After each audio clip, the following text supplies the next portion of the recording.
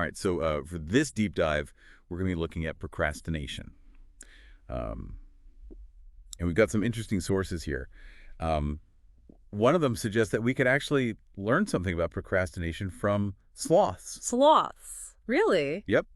Apparently, these notoriously slow creatures might have some wisdom to share about tackling procrastination.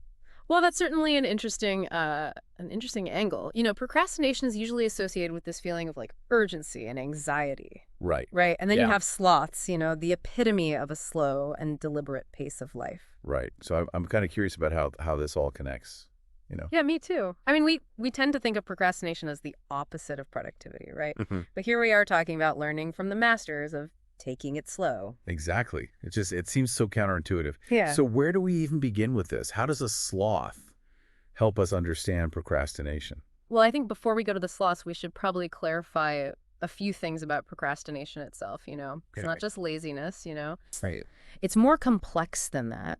It's really an issue of emotional regulation. Oh, We tend to procrastinate on tasks that trigger certain feelings for us, like anxiety yeah. Yeah. about deadlines, Fear of failure. fear of failure, exactly, or even just boredom. Ugh. Yeah, boredom is definitely a procrastination trigger for me. Right. So we're talking about like emotional responses to these tasks that lead to avoidance, even if logically, Yeah. we know we should just do it. Yeah, totally. Like I have this pile of paperwork. It's been sitting on my desk for weeks, and it's just giving me so much anxiety just looking at it. There you go. And so I just keep avoiding it. Right. And that's precisely the point. It's that feeling, the emotional response Yeah. that leads to the avoidance. And that's where the emotional regulation comes in, or I guess in this case, Or lack thereof. the lack thereof, right? Right. Okay. Yeah. So is that where the sloth connection comes in? Like, are Right. we channeling our inner sloth when we avoid those tasks? Well, maybe. Let's think about it this way. So sloths have evolved to be incredibly energy efficient, right?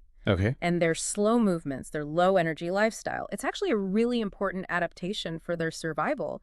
In the rainforest, they conserve their energy, they make the most of the limited resources they have. Hmm. They even avoid predators, they're less visible to predators.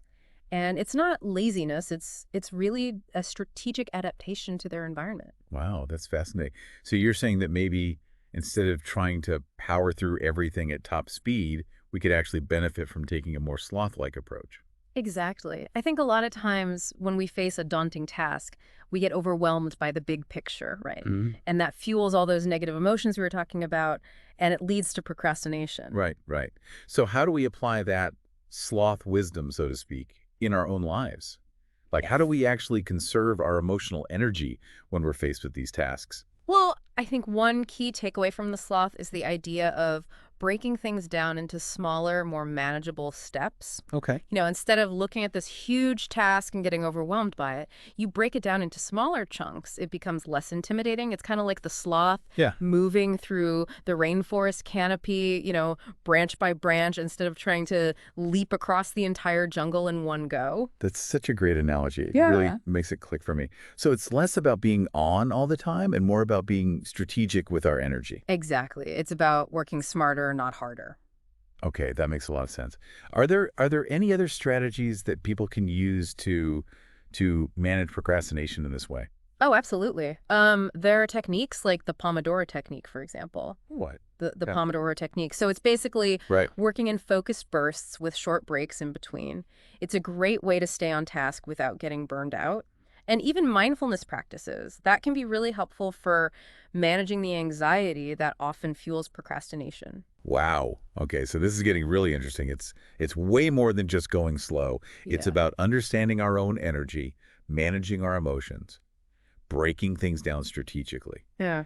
We need to become like procrastination whisperers. I love that. Procrastination whispers. I like it. And I think it's important to remember, we're not saying you need to become a sloth in every aspect of your life. Right. Right? It's not about slowing down everything. It's Yeah. about recognizing that sometimes a slower, more deliberate approach Yeah. can be really beneficial for overcoming those procrastination hurdles. I love that. That's such a great takeaway. So for everyone listening, next time you're facing that dreaded task, maybe try channeling a little bit of that sloth wisdom. Instead of beating yourself up for procrastinating, think about how you can break it down into smaller steps, make it less intimidating, and approach it with a sense of calm focus. Who knows? Maybe slow and steady really does win the race after all.